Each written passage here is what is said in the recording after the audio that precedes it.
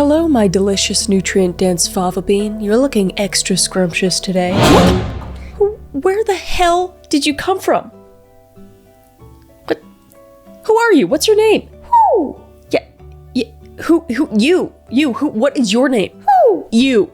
What is your? Who are you? Who? Okay, well, I guess we'll never find out who this little guy is. I don't really know. Who? Could you leave? I'm trying to make a video right now. So, you're not really communicating with me, so I just like... My name is Who. Hello everybody and welcome back to my YouTube channel, or welcome to my YouTube channel. I'm Call Me Chris, you can call me Chris, and today we're doing a little something different because it's the spooky season and we're getting creeping really close to Halloween. So I thought it would be fun to read a creepypasta. A creepypasta in which I have not read yet, so I'm gonna kind of react as we go kind of thing, but I thought it would also be fun to do some animations in here and stuff, so shout out to the people that animated this, you're freaking awesome. But sit back and relax, grab a little blankie and some snacks, and let's get into the creepypasta.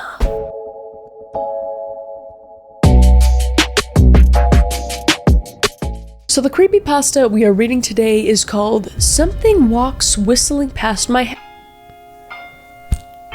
Scared the shit out of me. I already scared. We just got into this. Why do I have an alarm at 1? Does anybody else have alarms randomly set throughout the day and they just don't turn them off and they just go off randomly? I do. Anyway, I'm getting off trail. Anyway, the creepypasta we're reading today is called Something Walks Whistling Past My House Every Night at 3:03 a.m. I'm assuming. But we'll see. I'm not sure. It doesn't say. So again, I haven't read this, so we're gonna read it together as we go. I'm gonna try to like stick to the story, but knowing me, I'm probably gonna go off on some tangents. It got voted Scariest Story of 2019, Most Immersive Story in 2019. So, and it's written by Grand_Theft_Motto 5 years ago. So let's get into it. I need to put on my glasses for this, so you could do the Chris Reads Screens thing if you want, Jay. Gather around because now is Chris Reads Screens. Also, I want to apologize as well that I'm still sick, so if I sound a little nasally and stuff, it's because my nose is clogged, so forgive me. But let's now get into the story. Every night, no matter the weather, something walks down our street whistling softly. You can only hear it if you're in the living room or the kitchen when they walk by, and it always starts at exactly 3:03. The sound starts faint, somewhere near the beginning of the lane near the Carson's place. We're towards the middle of the street, so the whistling moves past us before fading away in the direction of the cul-de-sac. When I was younger, my sister and I would sneak into the kitchen some nights to listen. Mom and Dad didn't like that, and we'd catch hell if they found us out there. But they were never too hard on us since we always stuck to the one big rule. Don't try to look at whatever was whistling. Don't have to ask me twice, man. Nope, won't do that. I started watching horror movies when I was like 10, so I just knew better. Anyway, my neighborhood is a funny place. I've lived here since I was 6, and I love it. The houses are small but well kept, good-sized yards, plenty of places to roam. There are a lot of other kids here my age. I turned 13 back in October. We grew up together and would always play foursquare in the cul-de-sac or roam around from back porch to back porch in the summer. This was a good place to grow up. I'm old enough to see it. And there's only the two strange things here: the night whistling and the good luck. Interesting. Okay, so it is happening at 3:03 a.m. Okay, interesting. The whistling never bothered me much. Like I said, I couldn't even hear it from my bedroom. But Mom and Dad don't like talking about it, so I've stopped asking questions. My dad is a strong guy, tall and calm. He has an accent since he moved to the US as a kid. His family, my grandparents, they're from the island. That's what they call it. My dad, the only time he isn't so calm is if the whistler comes up. He talks a little quicker then, eyes move faster, and he tells us not to think about it so much and to always remember that one rule, the big rule. Don't try to look outside when the whistler goes past. Not that we could even look if we wanted to. See, there are shutters on the inside of every window, thick pieces of heavy canvas that pull down from the top and latch to the bottom of the window frame. Each latch has a small lock about the size of what you'd find on a diary. My dad locks those shutters every night before we all go to bed and keeps the key in his room. Interesting. Oh, I wonder what it is. Is it like a demon? I can only think that it's like a paranormal type thing at this point, but I kind of want to just keep reading. My mom, I don't know what she thinks about the whistling. I've seen her out in the living room before at 3:03 when the sound starts. I could see her if I cracked my door open just an inch to peek. She's not out there often. At least I haven't caught her much. But once or twice a month, I think she sits out there on the big red couch just listening. The whistler has the same tune every night. It's cheerful. Remember how I said there are two odd things about where I live? Well, besides our night whistler, everyone in my neighborhood is really lucky. It's hard to explain, and Dad doesn't like us talking about this part much either, but good things just seem to happen to people around here a lot. Usually it's small things, winning a radio contest, or getting an unexpected promotion at work, or finding some arrowheads buried in the yard. You know, the authentic kind.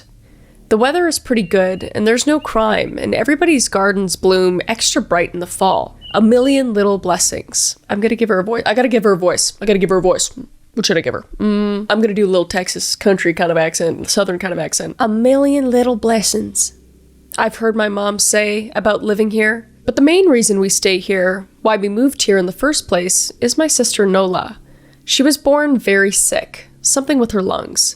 We couldn't even bring her home when she was born, only visit her in the hospital. She was so small. I remember small even compared to other babies. A machine had to breathe for her. We moved into our house here to be closer to the hospital. As soon as we moved here, Nola started getting better. And the doctors couldn't figure it out. They chalked it up to whatever they were doing, but we could all tell that they were confused. But my parents knew, even I knew, Nola getting better was just another of the million little blessings we got for living in our neighborhood. Ooh, interesting. I don't even want to make assumptions at this point. I just kind of want to read. I might not rant a lot through this. So that's why we stayed even after we found out that for every small miracle that happens here every day, now and then, some bad things happen. But they only happen if you look for the whistler. Don't look at the whistler! Don't look! See, our neighborhood has a welcoming committee. Why do I keep saying that? See, our neighborhood has a welcoming committee. They show up with macaroni casserole and a gift basket and a manila folder whenever someone new moves in.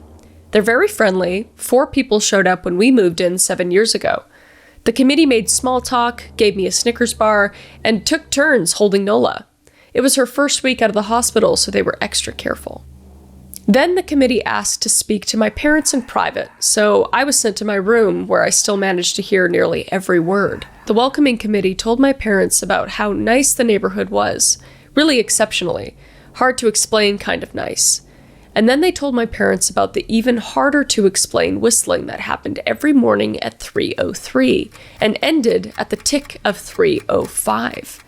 The group, our new neighbors, warned my parents that the whistling was quiet, would never harm or hurt us as long as we didn't look for what was making the sound. Okay, so everybody's in on it. That's interesting. I don't know. If you look at, is it if you look at it, then that's where the bad luck comes from? I guess, maybe. Something bad happens to you if you look at it. But what's the point of it? I don't know. Okay. This part they stressed, and I pushed my ear into the door, straining to hear them. People who went looking for the whistler had their luck change. Knew it. I didn't read ahead. Sometimes, tragically, they die or something. A black cloud would hang over anyone that looked. Anything that could go wrong would. The manila envelope the committee brought over contained newspaper clippings, stories about car crashes and ruined lives, public deaths and freak accidents. Yes. I feel like that was pretty obvious, though. Not everyone dies. I heard the head of the committee tell my dad, but the life goes out of them. Even if they live, there's no light in them ever again.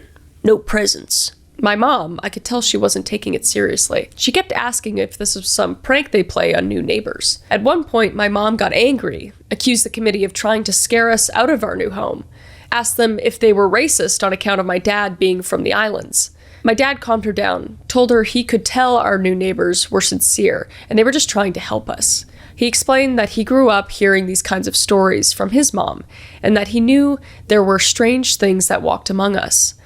Some of those strange things were good and some were bad, but most were just different. Interesting. That's good to have a dad that's just like, let's hear him out. That's good. But I feel like the mom is very like, I feel like I'd react like that. I'd be like, what the hell is going on? After the committee left, Dad went out to the hardware store, bought the canvas blinds, the latches, and the locks, and installed them on every window in the house after dinner. The first night in our new house, I crept out of my room at 3 a.m. No! Only to find my dad awake, sitting on the living room couch, holding my baby sister. My dad held up his finger in a shh motion, but patted the couch next to him. I sat and we waited. At exactly 3:03, we heard the whistling.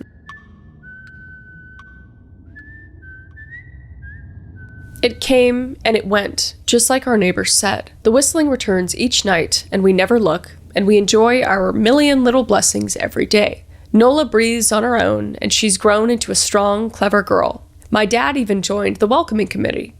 We don't get new neighbors often. Why would anyone want to leave? But when a new family moves in, my dad and the committee bring them a macaroni casserole, a gift basket, and the manila folder. I can always tell by the look on my dad's face when he comes back if the family took the committee seriously, or if we'd be getting new neighbors again very soon. Ooh, everybody's dying. That's crazy. Oh man. Yeah, I mean, what else could you do? All you could do is say like, hey, don't look outside, otherwise bad things are gonna happen. I don't know. As a kid though, I'd look for sure. I'd be dead. Not long ago, a family moved in directly next to us. The previous owner, Miss Maddie, passed away at age 105. She lived a good, long life. Our new neighbors seemed like they'd fit in just fine. They believed in the welcoming committee, took my dad's advice about locking the shutters since they had a young child of their own.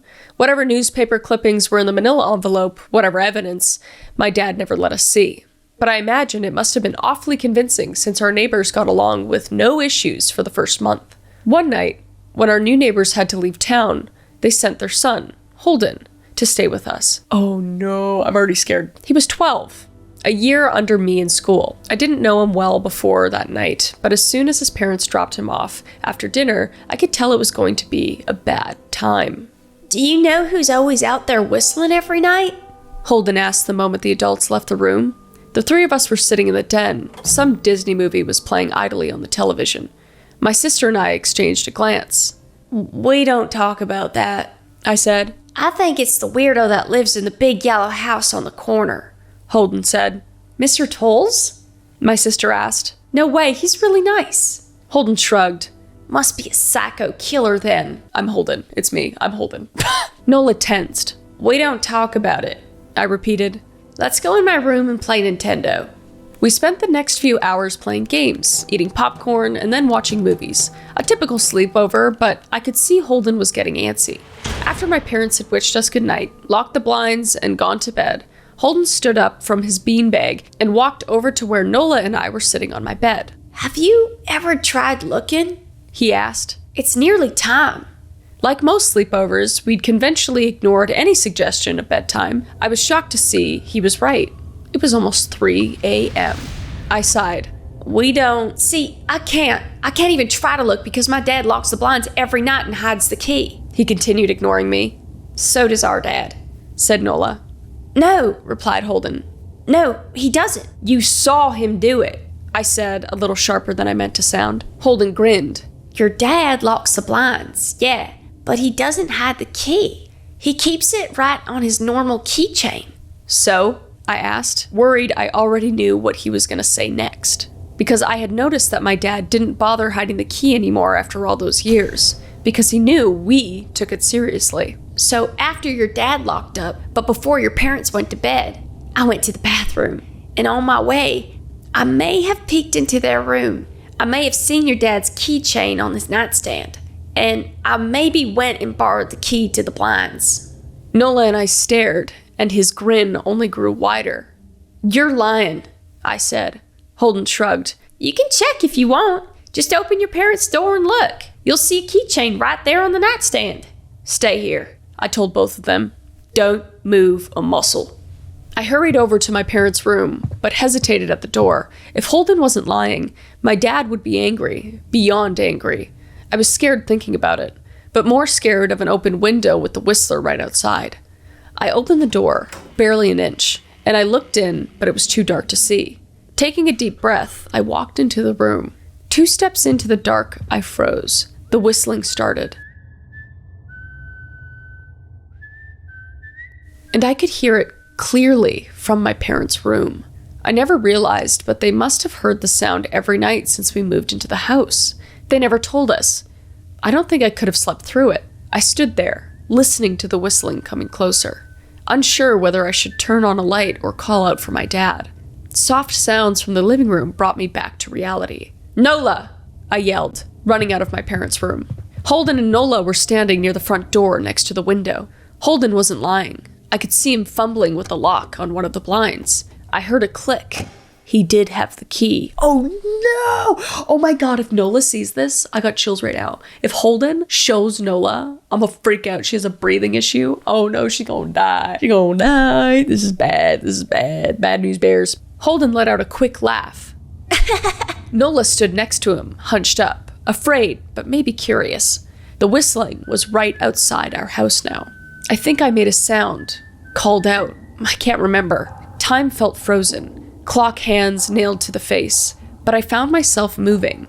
I'm not fast. I've never been athletic. Somehow, though, I covered the space between myself and Nola in a moment. My eyes were locked on her, but I heard Holden pull the blind all the way down so it could release. I heard the snap of it start to raise, and I heard the whistling just on the other side of the window. But I had my arms around Nola, and I turned us so she was facing away from the window. At the same time I jammed my eyes shut, the blind whipped open. The whistling stopped. I felt Nola shaking in my arms. "Don't look, okay?" I told her. "Don't turn around." We were positioned so that she was facing back towards the hallway and I was facing the window. My eyes were still closed. I felt her nod in my shoulder. I reached out with the arm not holding Nola and tried to touch Holden. My hand brushed against his arm. He was shaking worse than Nola. "Holden?" I asked. Silence. I reached past him and gingerly felt the window, eyes still sealed shut. The glass was cold against my fingertips, colder than it should have been for the time of year. I moved my hand up the window, searching for the string to the blind. The glass began to get warmer the further I reached, and there was a gentle hum feeding back into my fingertips. I tried not to think about what might be on the other side of the window. Finally, I touched the string and yanked the blinds shut. I opened my eyes. In the dim light leaking out from the kitchen, I could make out Holden, pale and small, staring at the now closed window. "Holden?" I asked again. He turned towards me, and he screamed. Everything became a flurry of motion. Lights sparked life in the hall, then the living room. My parents' footsteps thudded across the hardwood floor. I didn't turn to look back at them. My eyes were glued to Holden. He was pale, had bit his lips so hard there was a thin red line of blood running down his chin, and he'd wet himself. "What happened?" my dad asked from behind me. I managed to swivel from Holden and look back. He looked. I'd never seen my dad scared before, but I saw it that night, in that moment. An old, ugly terror stitched on his face, a parent's fear. "Just Holden?" he mouthed to me. I nodded yes.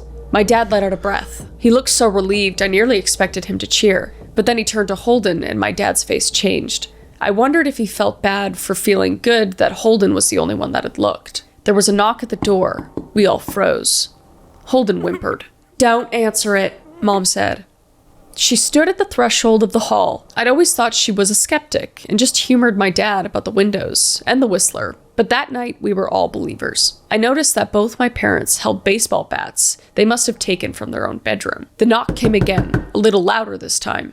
"Please, don't open the door," Holden whispered. My dad walked over to him, hugged him close. "We won't," my dad promised, still holding his bat. "Nothing is coming in here tonight." This time, the knocking was loud enough to rattle the door. Holden screamed again, and Nola clutched her arms around my neck. My mom came over and knelt down next to us, wrapping my sister and me close. "Call the police," my mom whispered to my dad. The knocking instantly stopped. My dad looked over his shoulder at us. "Do you think—" He was cut off by the frantic knocking that trailed off to the polite. Tap, tap, tap. "Police!" something said from the other side of the door. The voice from outside sounded exactly like my mom. like a parrot repeating the words back to her. Oh, is it a skinwalker? Oh, I should have known this. Is it a skinwalker? Maybe it's a skinwalker that can like manipulate and like change the stuff, or I don't know. I'm scared. Police. Call. The police. Tap, tap, tap. Police. Oh, that's so creepy. That's so creepy. That's so creepy. It's like the mom's voice and it's tapping on the door. I hate this. Oh, I love it. I love it though. This is great. Scare myself. Oh my God. My mom pulled us closer. Police. Police. Police. Police. Please stop. I heard her whisper. I don't think calling them will help. My dad said, how will we know when they're the ones at the door? The knocking came back harder than before. The door shook. Then it stopped. After a long moment, I heard the knocking again, but it was coming from our back door. We all turned together towards the back door, but the knocking immediately returned to the front door. Front to back, back to front. Loud, then quiet, then loud again. Suddenly, the sound was coming from both doors at once. Big, heavy blows like a sledgehammer. Then something started rapping against all the windows in the house. Then the walls. It was like we were living inside a drum with a dozen people trying to play at once. Or we were a turtle and something was attempting to claw us out of our shell. Stop! Holden yelled. The knocking died. I won't tell, Holden said, staring at the door. I promise I won't tell anyone what I saw. Just please go away. We waited for nearly a minute. Then we heard it. A soft tap, tap, tap, coming from the window Holden had looked through earlier. Holden started to cry, sobbing like a prisoner watching gallows being built outside their cell. My dad held him, brushed his hair, but never lied to him. Never told him things would be okay. Damn, that dad is realistic as fuck. I love that. He's like, you're probably gonna die, son. Shouldn't have done it. The tapping at the windows went on for the rest of the night. We huddled together in the living room for I don't know how long. Eventually, my mom tried to take us kids to the room while my dad stayed to watch the door. But the second we moved in my bedroom, the knocking came back. So loud it was impossible to ignore. I was afraid the door couldn't take it. We went back to the living room and the knocking stopped. Only the tap, tap, tap on the window remained. None of us slept that night. The tapping stopped around 7 a.m. That's about the time the sun comes up. We waited another 2 hours before my dad opened the blinds from one window. He made us all go back to my parents' bedroom first. I heard him open the door, then come back in. Okay, he told us. It's done. Holden's parents came back around lunchtime. My mom and dad walked Holden over to his house, and they all went inside for quite a while. Nola and I watched from the window. She stuck to me the whole day, right at my side, sometimes holding my hand. When my parents came back, they looked grim, but wouldn't tell us what they said to the Holden's family. It was a Sunday, so we all spent the day together, ordered pizza, and watched movies. That night, everyone slept in my room. Nola and my mom in the bed with me, my dad in the chair he'd pulled over. There was no knocking that night, or any night since. We didn't see much of Holden or his parents for the rest of the week, but by Thursday, there was a moving truck in their driveway. Nola and I watched them pack up the whole afternoon after school. What sticks with me most is how tired Holden and his parents looked. All three had the same paler, grim mouths and lightless eyes. Even from across the street, I could tell something was very wrong. Holden and his family were gone before sunset. I remember what the original welcoming committee said to my parents when we moved in. Not everyone who looks at the Whistler dies, but even those that live have the life go out of them, and the rest of their lives are full of misfortune, a million little tragedies. I think Holden's parents must have looked, either to comfort him if they didn't believe him, or share the burden if they did. I watched Nola some days, happy and young and alive, and I wonder if I'd been slower. If she'd looked out that window that night, would I have looked too? To comfort her? To share the burden? I'm glad I don't have to find out. We still live in that house, in that neighborhood. We still hear our Whistler walking past every night. The blessings, the luck, the good things here are too good to leave. But we're careful. We don't have friends over to spend the night anymore. And my dad hides the keys to the blinds very, very well. Not that I've gone looking. Some things you just don't need to look for. Ooh! Ooh, I got chills and they're multiplying. That was good. I enjoyed that. Obviously, part of me is just like, oh, I wish what the who the Whistler is or what it is exactly. Like immediately I'd assume it's like some sort of skinwalker or like entity of some sort. Probably an entity, I guess, of some sort, if it can give like good luck or bad luck. Like some sort of like wraith or like, I don't know what kind of like demon is bad luck necessarily. But this was good. I really liked how it was written, the narration. Hopefully the voices were okay and everything. But I enjoyed that. I hope you guys enjoyed it too. Once in a blue moon. If you guys want to hear a little creepypasta story or something, maybe I'll write my own too. That could be kind of fun. This is kind of inspiring me. I hope you enjoyed Something Walks Whistling Past My House Every Night at 3:03. And go show some love to Reddit. It's on r/nosleep and it's grand_theft_motto. Really, really good story. I really enjoyed that. Also, if you've made it this far in the video, I want to give you a little sweet treat, okay? A little